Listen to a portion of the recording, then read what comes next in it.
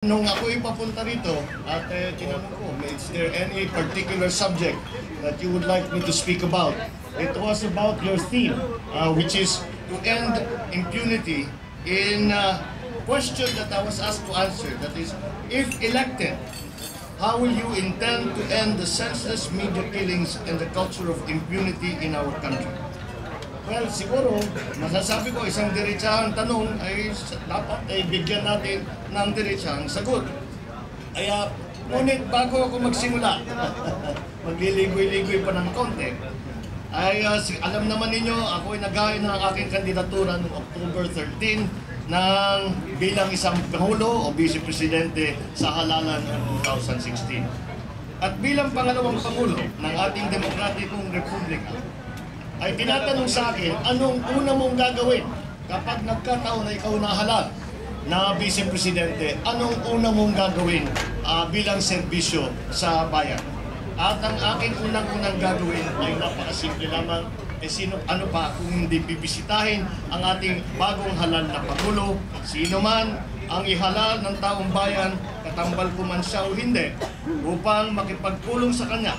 At ipapahayag ko sa kanya ang aking buong suporta sa kanyang magiging programa at administrasyon.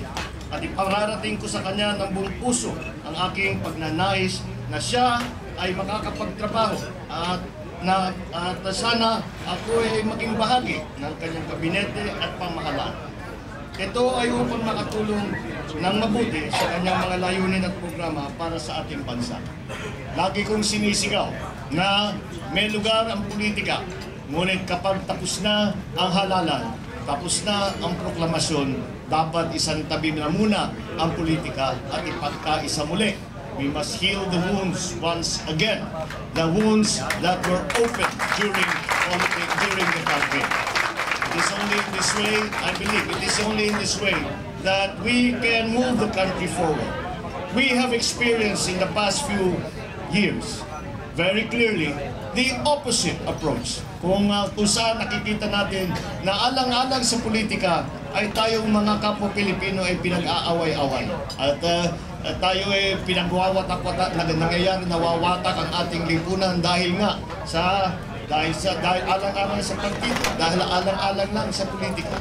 At alam naman natin ang naging resulta ay hindi gumaganda ang buhay ng ating mga kababayan. Kaya dapat siguro palitan na natin ang ating dating pag-iisip at ibalik natin ang pag-iisip na sa ating hindi lamang sa ating mga opisyal, kung hindi sa ating mga mahal na mamamayan na magkaisa na ang mga Pilipino. Kaya ito ang una kong gagawin at makikipag-isa ako kung sino man ang magiging Pangulo sa kahit na anong programa at para makikita natin na makakatulong sa taong bayan. I have also been giving some thought to the constant question as to the possible areas in which I would be most effective and in which I could be helpful to the next administration. Dahil ang aking pangunahing misyon ay ang pagpapalakas ng ating paggawa at pagpapalawig ng trabaho sa bansa, iaalay ko sa kanya ang aking serbisyo sa DOLE. Siguro yun ang magiging first choice ko. Dahil ang isa sa pinakamalaking problema na hinaharap ng ating mga kababayan ay ang trabaho. At marami naman tayo na maaaring magawa. And I hope and I think that my background, my training in economics will help me in this regard. Na alam naman natin 90% ng empleyado ay nasa private sector, 10% ay nasa public sector. Kaya naman ang trabaho dapat na maging ang gawin ng gobyerno ay magtayo ng mga programa at proyekto para ihanda ang mga manggagawa para makapasok sila sa mga trabaho na ibinanandyan sa private sector. However, I would also offer my assistance to the President in solving other equally urgent problems. I have experience, of course, in local government. That is where I came from, and that is what I continue to champion. But I am also very frustrated watching the problems of the DOTC. And I would ask, bigay mo na sa akin yung DOTC para maayos ko na yung mga problema yan. Hindi naman siguro ganun kahirap. But we may be getting ahead of ourselves. as this is something that we still have to work very hard for, and 6 months, as we all know, is a very long time in Philippine politics. The other problem that I think that we should face and that we should squarely address is that of criminality in our country. The rising criminality of country and the public perception that we are gradually descending into a state of chaos. No less than the PNP has recently reported that there is a 46% spike in the national crime rate. Sabi nila, improved reporting crime rates daw. Meaning, our crime rate really has not gone up. Ngunit mas maganda na rin ang naging reporting. Kaya now, although it has not increased, now we have an accurate figure. And because these low crime stats came from official PNP reports, the press relayed and cascaded the same to the public. And to this we shall relate the very alarming statistics about the abominable media killings here in our country. I say that it is related because taking any person's life, especially that of an innocent, is always abhorrent, as it is contrary to natural and moral law. It is always wrong. To even entertain the thought, one would have to come up with strong moral justifications and excuses to overturn the natural order and present unacceptable or at least palatable, less evil alternative. For example, to save someone else's life, to prevent further suffering of another person, protect the public order and the common good. It's the same when a journalist or media person is killed. It is just as senseless as any other ordinary homicide or murder on the streets. It is always revolting and deserving of public condemnation and outrage of the highest degree. But what sets apart the journalists and the members of the media is the peculiar nature of their function in our society. The function of which is characterized as a public service and essential to the healthy functioning of society.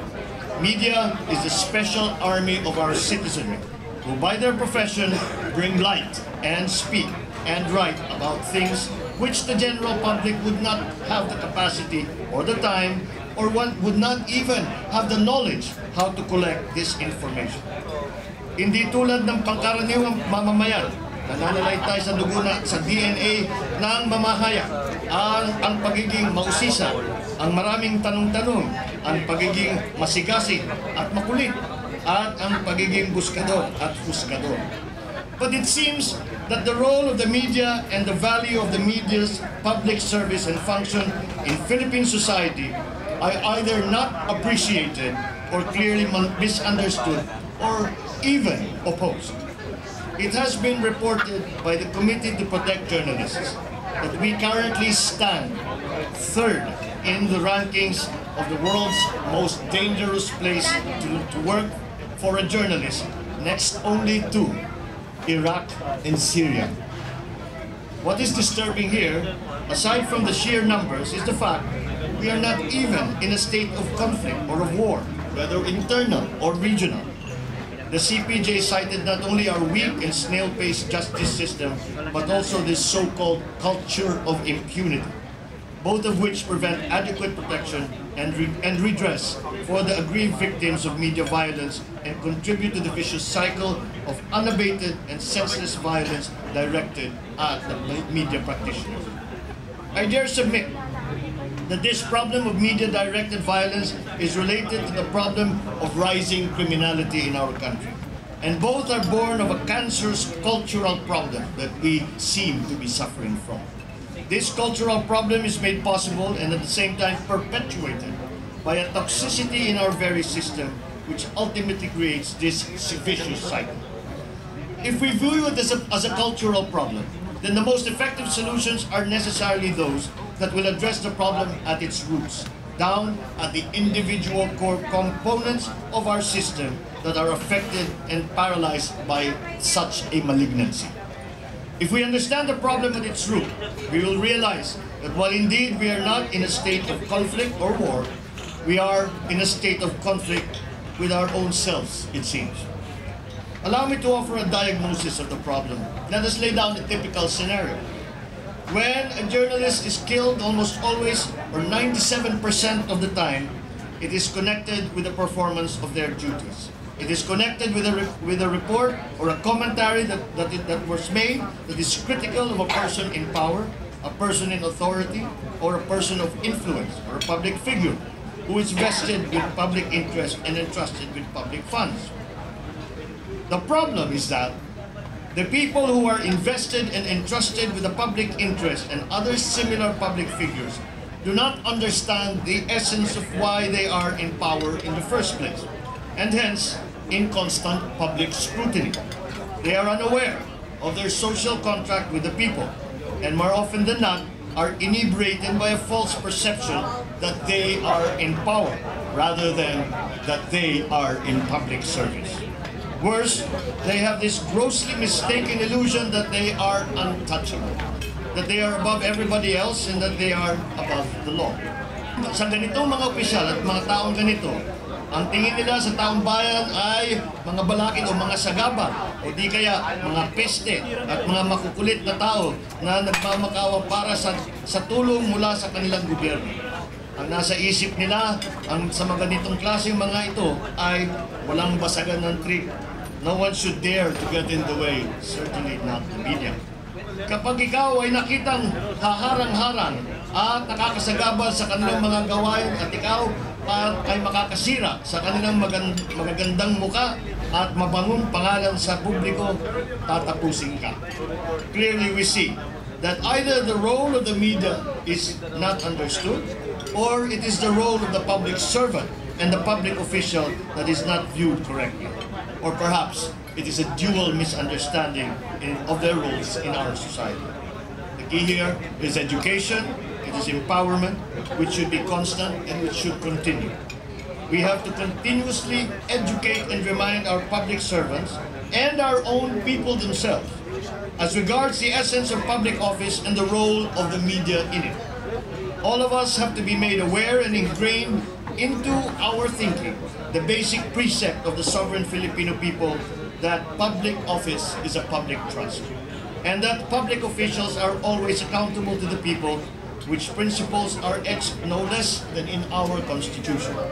We must educate and empower our people such that we elevate into public office only those who are aware and mindful, agree, and believe in these non-negotiable sovereign principles, bar none. Continuing with our typical example of media violence. What happens if violence against a member of the media is perpetrated? Of course, by routine legal process, the matter is brought under our criminal justice system. Now we have to admit that all the 5 pillars of our criminal justice system are flawed and have inherent weaknesses. Hence, we also have to do something about the defective institutions within the pillars of the criminal justice system. We must be willing to work with the departments under the executive branch to map out and implement the solutions to improve our institutions and their processes. There is much to be desired in our 4 pillars: law enforcement, prosecution, courts, and corrections. They should always be effective and efficient, diligent and relentless in their mandates. From investigation, case build-up, to the filing of cases, from arrest to prosecution, up to promulgation of judgment, and up until execution of penalties. And we have to ensure that the convict serves out their sentence with complete deprivation of liberty, power, and resources, not with the complete amenities and comforts of home or yung tinatawag nilang kubur. And in doing so, the government pillars must always be free and insulated from the influence of politics and the very tempting bad apple of corruption. While we are at it, let us find ways to speed up the entire criminal justice system. Justice is measured not only by the ultimate triumph in a drawn-out litigation war, but also in the daily battles suffered and won by the families of the aggrieved during each passing hearing day in court, and route to what may possibly be just an illusory victory in the end. I read recently that the Chief Justice Lourdes Sereno, recently said in a forum, if only a fraction of the attention given to Aldab can be lavished on issues in reforming the justice system, then truly the Filipino people will reap the best that technology has to offer. This is a message of hope for us, because no less than the Chief Justice is eager and bold to try new technologies and how they can be harnessed to reform our judicial system. The executive must build workable channels with the Supreme Court through which it may be possible for the executive judiciary to work hand in hand to help implement the program of judicial reform of the Chief Justice, and how its implementation could tie up with efforts of the executive branch in order to improve the overall efficiency of our criminal justice system. The fifth pillar of the criminal justice system, the community, is likewise in need of strengthening. Let us develop stronger communities, crucially aided by constant education and empowerment of the people. Echoing once again the Chief Justice, let us take advantage of technology. We have to improve our procedures for security in our tracking and communication system. And I remember an attack against a local journalist made inside the studio of his radio station years ago. The sole reason that we know about it and that it went viral and that the speed at which it caught the public's attention and instantly generated public outrage was precisely because of the existence of the CCTV footage.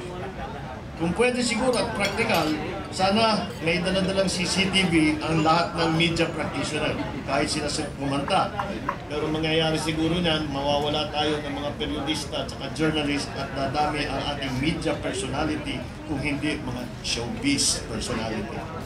Of course, we also have to reform our laws in such a way that the legal system will not be abused by those in power and used against members of the media by way of leverage and harassment in order to force media to negotiate with them and to accommodate their wishes. We have to decriminalize libel against journalists. As a former member of the Senate and the House of Representatives, I could work with my former colleagues to build consensus and the will to repeal and amend that outdated libel law. However, at the same time, we have to ensure that a fair and effective remedy for redress against the media is put in place. Siyempre, hindi natin maiiwasan na meron talagang masasaktan sa mga banat ng media at maghahanap ng kaukulang remedyo. But of course, I recognize that the remedy should be internal or within the media itself, meaning it should be characterized by effective self-regulation. With that effective remedy in place, the subjects of media criticism will have full faith and confidence in the system and will be able to lodge their grievances with a proper forum in the hope of getting fair and commensurate vindication rather than be tempted to take the law into their own hands. The media profession and the free press itself should work towards improving itself and develop itself to be stronger and united, albeit diffuse and diverse. It must remain credible and ethical, free, independent, organized and brought together only by their common ideal and aspiration to improve their profession. The differences in opinions and their varied organizational and corporate allegiances should always be subordinated to their primary role in public service, which should be measured only by credibility, accuracy, freedom, independence, ethics, and responsibility, true to the ideals enshrined in the Journalist Code of Ethics. Through effective self-regulation, abetted by a healthy spirit of competition, the Philippine media industry can discover the natural order of things within its ranks and be able, once more, to separate the real and genuine from the pseudo-journalists, the media vampires, the media zombies, or to borrow your own language, the so-called house-shound media. To recapitulate, through a holistic diagnosis of the problem of media violence in our country, we will see that it is in fact a complex problem, with malignancies operating locally and separately at various levels and institutions of our society in general, but producing an effect that is gruesome and atrocious to our humanity and our decency as a society. in order to address this complex cultural problem, we have to go down to the very root causes. I am committed to devote my entire term to work out and implement the solutions pursuant to this previous analysis. Sa aking mga layuning ito, para sa kaayusan ng ating mga pamahalaan at lipunan, sa kaligtasan ng taong bayan, lalo na mamahayag, ang hiling at dalangin ko ay ang inyong suporta para sa inyong lingkod upang ang mga ito ay ating mapagtutulungan, maging katotohanan at hinaharap. To end, I offer these ruminations in my hope for a better tomorrow for our country, to the memories of the 32 journalists who were slain in Maguindanao in 2009. I also dedicate this to the memory of Mark Welshon Chua, who was murdered in 2001 as a consequence of his exposition of corruption in his school. Even as a student, he knew that sunlight was the best disinfectant. He now lives on as a symbol of fearless journalism amongst our youth and amongst our people. Likewise, I offer this to the memory of the countless other journalists and media personalities who in the course of our history have died in the exercise of their profession and in the service of a truly informed and empowered and intelligent Filipino people. Mabuhay ang malayang pamamahayag sa Pilipinas at sa buong mundo. Mabuhay ang National Press Club. Magandang gabi po sa inyo.